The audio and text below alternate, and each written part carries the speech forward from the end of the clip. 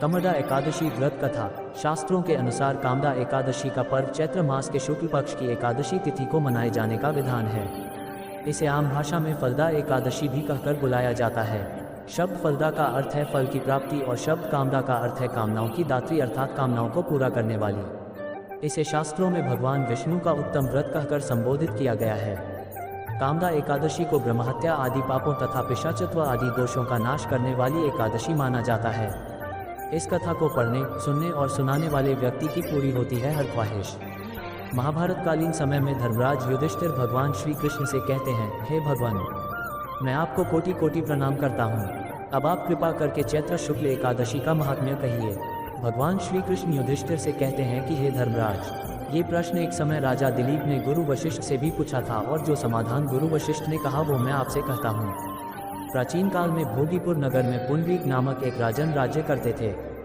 भोगीपुर नगर में अनेक अप्सरा, किन्नर तथा गंधर्व वास करते थे तथा राजा पुंडरीक का दरबार किन्नरों व गंधर्वों से भरा रहता था, जो गायन और वादन में निपुण और योग्य थे। वहाँ नित्य ही गंधर्वों और किन्नर का गायन होता रहता था।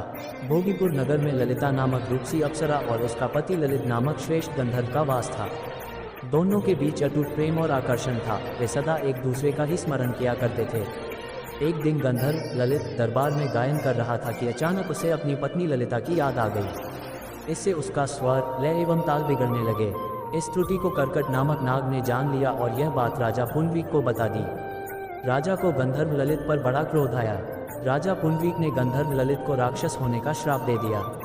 ललित सहस्त्रों वर्ष तक राक्षस योनि में घूमता रहा। उसकी पत्नी भी उसी का अनुसरण करती रही। अपने पति को इस हालत में देखकर वह बड़ी दुखी होती थी। कुछ समय पश्चात घूमते घूमते ललित की पत्नी ललिता विंध्य पर्वत पर रहने वाले ऋषिमुख ऋषि के पास गई और अपने श्रापित पति के उद्धार का उपाय पूछने लगी। ऋषि को उन पर दया आ गई। उन्होंने चैत्र शुक्ल पक्ष की कामदा एकादशी व्रत करने का आदेश दिया। उनका आशीर्वाद लेकर गंधर्व पत्नी अपने स्थान पर लौट आई और उसने श्रद्धापूर्वक कामदा एकादशी का व्रत किया। एकादशी व्रत के प्रभाव से इनका श्राप मिट गया और दोनों अपने गंधर्व स्वरूप को प्राप्त हो गए। कामदा एकादशी व्रत आज चैत्र शुक्ल पक्ष की एकादशी तिथि है। इस एकादशी तिथि को कामदा एकादशी के रूप में जाना जाता है। जैसा कि नाम से ही स्पष्ट है कि जिस एकादशी तिथि के व्रत से सभी मनोकामनाओं की पूर्ति हो जाए उसे कामदा एकादशी कहते हैं। जैसा कि हम पहले बहुत बार बता चुके हैं कि एकादशी का व्रत भगवान नारायण के निमित्त रखा जाता है। ऐसी मान्यता है कि इस दिन व्रत रखकर भगवान नारायण का पूजन, अर्चन और स्तवन करने से वे प्रसन्न होते हैं और उपासक को सभी पापों से मुक्त कर देते हैं। कामदा एकादशी के व्रत में इन बातों का रखें विशेष ध्यान। व्रत करने वाले उपासक को इस दिन लकड़ी का दातुन व पेस्ट का उपयोग नहीं करना चाहिए। इनकी जगह पर नींबू, जामुन अथवा आम के पत्ते लेकर चबा लें और पानी से गला साफ कर लें। उपासक को वृक्ष से स्वयं पत्ते नहीं तोड़ने हैं। स्वयं गिरे हुए पत्तों का ही सेवन करें। यदि आपके आसपास पत्ते उपलब्ध न हो तो जल से 12 बार कुल्ला कर लें। कामदा एकादशी के व्रत की विधि। कामदा एकादशी के व्रत वाले दिन ब्रह्म मुहूर्त में उठकर शौच एवं स्नान आदि से निवृत्त होकर साफ वस्त्र धारण करें। उसके बाद गीता का पाठ करें या किसी दूसरे के श्रीमुख से सुन लें। तत्पश्चात उपासक पुष्प, धूप आदि से भगवान विष्णु की पूजा करते हुए निम्न मंत्र का उच्चारण करें। अद्य स्थित्वा निराहारः सर्वभोग विविजितः श्वो भोक्षि पुंडरीकाक्ष शरणं मे भवाच्युत। अर्थात हे कमलनयन भगवान नारायण, आज मैं सब भोगों से अलग हो निराहार रहकर कल भोजन करूंगा। अच्युत, आप मुझे शरण दें। भगवान श्री विष्णु के सम्मुख संकल्प करें कि आज मैं चोर, पाखंडी और दुराचारी मनुष्य से बात नहीं करूंगा और न ही किसी का दिल दुखाऊंगा। गौ, ब्राह्मण आदि को फलाहार व अन्नादि देकर प्रसन्न करूंगा। रात्रि को जागरण कर कीर्तन करूंगा।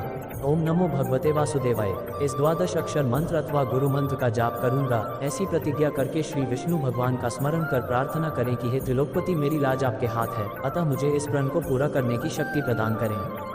पूरे दिन व्रत रखने के बाद रात को भगवान विष्णु की श्रद्धा भाव से आराधना करनी चाहिए। कामदा एकादशी के व्रत की कथा। वैसे तो कामदा एकादशी के व्रत की अनेक कथाएं प्रचलित हैं, लेकिन जो मुख्य कथा प्रचलन में है उसका उल्लेख हम यहाँ कर रहे हैं। कहते हैं कि प्राचीन काल में रघुकुल में उत्पन्न हुए राजा दिलीप ने भी इस एकादशी के व्रत का महात्म्य अपने गुरु वशिष्ठ से सुना था। गुरु ने उन्हें बताया था कि एक बार राजा पुंडरीक किसी के श्राप से मनुष्य से राक्षस बन गया था। उस राजा की पत्नी ने चैत्र एकादशी का व्रत रखकर भगवान नारायण से प्रार्थना की थी कि मेरे इस व्रत का फल मेरे पति को प्राप्त हो जाए।